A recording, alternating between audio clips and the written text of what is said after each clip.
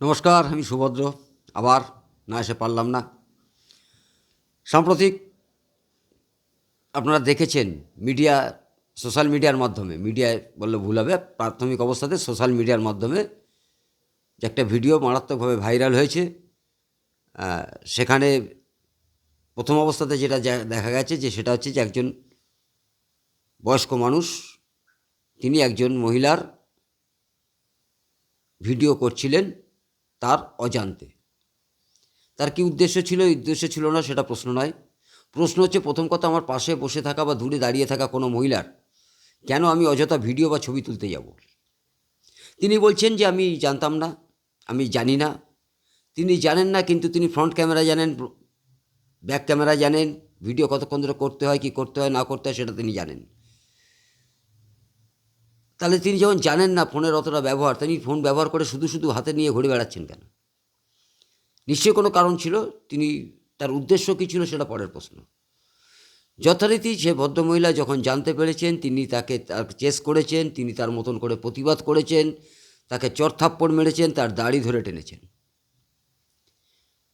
এই পর্যন্ত একটা জায়গায় ছিল যে যিনি অন্যায় করেছেন আর যার বিরুদ্ধে তিনি অপরাধ করেছেন, তারা উভয়কে দেখেছেন, তিনি তার মতন করে ব্যাপারটা বুঝে নেওয়ার চেষ্টা করেছেন। এর মধ্যে যেটা দাঁড়িয়ে গেল এবং যেটা দাঁড় করানোর চেষ্টা করা হচ্ছে, যে উনি রোজার মাস ছিলেন, অর্থাৎ উনি রোজা অবস্থাতে ছিলেন, সেটাকে এস্টাবলিশ করতে হবে।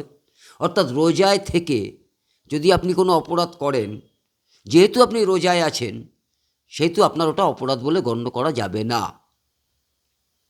দ্বিতীয়ত যেটা দাঁড় করানোর চেষ্টা করা হলো, তিনি একজন নিপাট ভদ্রলোক, কি ভদ্রলোক না সে প্রসঙ্গে আমি আসছি না। দ্বিতীয়ত যেটা এস্টাবলিশ করার চেষ্টা করা হলো, তিনি একজন মুসলিম সম্প্রদায়ের মানুষ। তার গায়ে কেন হাত দেওয়া হলো? এখন প্রশ্ন এসে দাঁড়ালো মেয়েটার চরিত্রগত ব্যাপার, মেয়েটাকে নিয়ে হাজার ধরনের বক্তব্য, মেয়েটাকে হুমকি দেওয়া, তাকে বুঝে নেওয়া, তার বিরুদ্ধে আইনত ব্যবস্থা নেওয়া। কেউ কোনো মাতব্বর, গায়ে মানে না আপনি মোড়ল, চলে এলেন সেকুলারপন্থীর কিছু মানুষ, তারা চলে এসে বললেন কি, আইন হাতে তুলে নেওয়া ঠিক হয়নি। অর্থাৎ ওই মহিলার ওখানে চুপচাপ বসে থাকা উচিত ছিল। তিনি পরবর্তী স্টেশন আসলে ওনাকে ট্রেনে বসিয়ে রেখে উনি ওখান থেকে যেতেন জিআরপির কাছে, তাতে ট্রেন চলে যায় যাক, জিআরপির কাছে গিয়ে তিনি নোটিশ করাতেন, নোটিশে সমস্ত কিছু লেখা হতো, তারপরে সেটা আইনি পদ্ধতিতে যা হতো পরবর্তীতে দেখা যেত। সব আইন দিয়ে হয় নাকি? বাকি ট্রেন কম্পার্টমেন্টে যে সমস্ত ব্যক্তি ছিলেন, তাদের মধ্যে কয়েকজন মাত্র মেয়েটার পক্ষে ছিলেন, বাকিরা নীরব দর্শক। তার কারণ হচ্ছে তারা একটু জানে যে তাদের পরিবারের সাথে এ ধরনের ঘটনা আর কোনোদিন ঘটবে না ভবিষ্যতে, তাই তারা নীরব দর্শকের ভূমিকায় ছিলেন। ওদের মধ্যে হচ্ছে হোক, কী দরকার ঝামেলা করার, আমি বেশ আছি, আমরা ঠিক আছি। এই আমরা ঠিক আছি গোছের লোকেরা তারা বসেছিলেন। তারা পরবর্তীতেও কোনো দিন সময় কুশব্দ করেছিলেন কিনা জানি না। ইতিমধ্যে সেই ভদ্রলোকের বাড়ি, অর্থাৎ সেই মুসলিম সম্প্রদায়ের মানুষ যিনি, তার বাড়িতে মিডিয়া পৌঁছে গেলেন, তাকে তৈরি করা হচ্ছে, তিনি কি করেছেন, কি বলেছেন, তার পক্ষের যা পক্ষপাতিত্ব করবার জন্য যা দরকার, তার ভিডিও প্রকাশ করা হচ্ছে প্রকাশ্যে, যে দেখুন কতটা অন্যায় করা হয়েছে। অর্থাৎ যিনি অন্যায় করলেন তাকে নির্দোষ প্রমাণের জন্য, যিনি যার বিরুদ্ধে অন্যায় করলেন তাকে দোষী সাব্যস্ত করার জন্য যা করণীয় পশ্চিমবঙ্গের সিস্টেম অনুযায়ী চলছে। এই নিয়ে অনেকে অনেক রকম বিতর্ক করছেন, তারা মানতে পারছেন না বিষয়টাকে, না এটা ঠিক করেনি সরকার পক্ষের, এটা ঠিক হচ্ছে না, বা যারা এই করছেন তাদের বিরুদ্ধে প্রতিবাদ করছেন না। এটা আপনারা কেন জানেন না? কেন জানেন না? পশ্চিমবঙ্গে যেখানে দাওয়াত দেওয়া হয় আপনাদের অধর্মীয়দের কাছে, যেখানে দাওয়াত দেওয়া হয়, যেখানে বলা হয় প্রকাশ্যে দাঁড়িয়ে যে আধা ঘন্টা সময় পেলে ভাগীরথীর জলে কেটে হিন্দুদেরকে ভাসিয়ে দেওয়া হবে, যেখানে বলা হয় হিন্দুদেরকে ধরে ধরে কেলাও, তখন যখন সরকার পক্ষ থেকে শুরু করে আমরা ঠিক আছি গোছের মানুষরা কিংবা সেকুলারপন্থী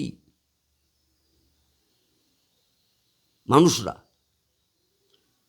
তারা যখন নিশ্চুপ থাকে, তখন তো এটা নিয়ে বেশি বাড়াবাড়ি করা হয়ে গেল না?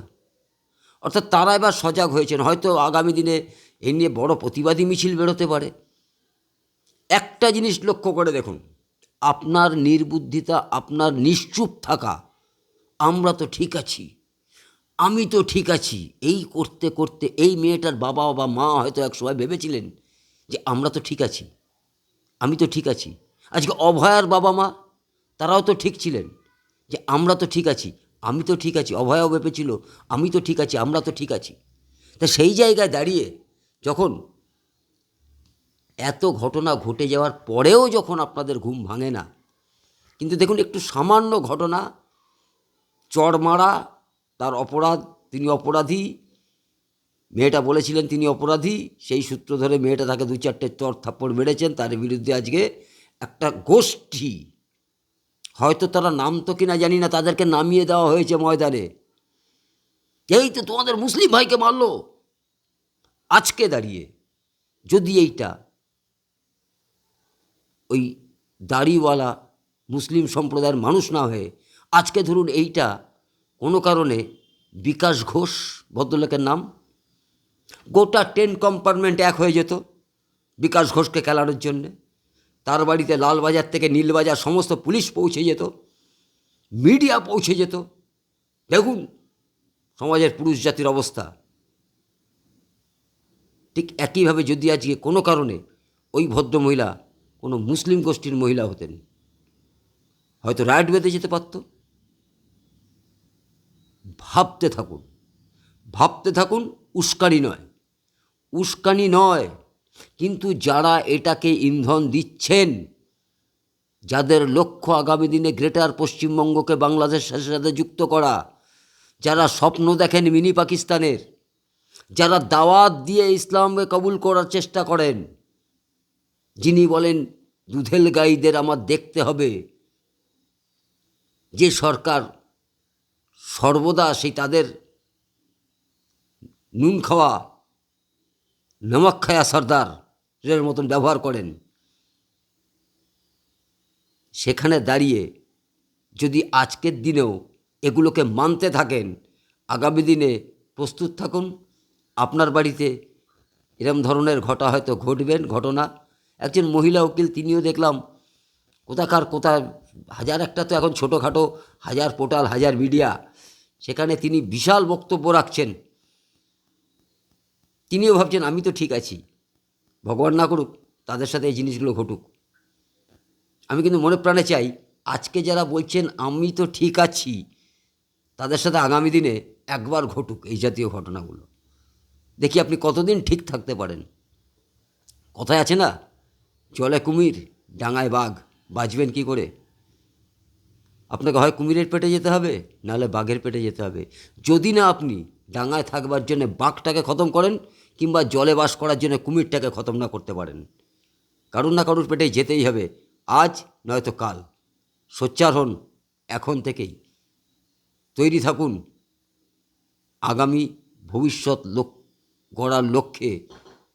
এই জাতীয় প্রতিবাদগুলোকে ছোট্ট ছোট্ট জায়গা থেকে প্রতিবাদগুলো করা শুরু করুন, সরকারের কানে দিতে থাকুন, ওই শ্রেণীর মানুষগুলোর কানে দিতে থাকুন যে আমরা সজাগ আছি, দেখাতে থাকুন, নিজে তৈরি হন। তাহলে আগামী দিন কি হবে? বাংলাদেশ। ভালো থাকবেন, সুস্থ থাকবেন, বললাম মাথায় রাখবেন কথাগুলো, এইটুকুই সার্থকতা।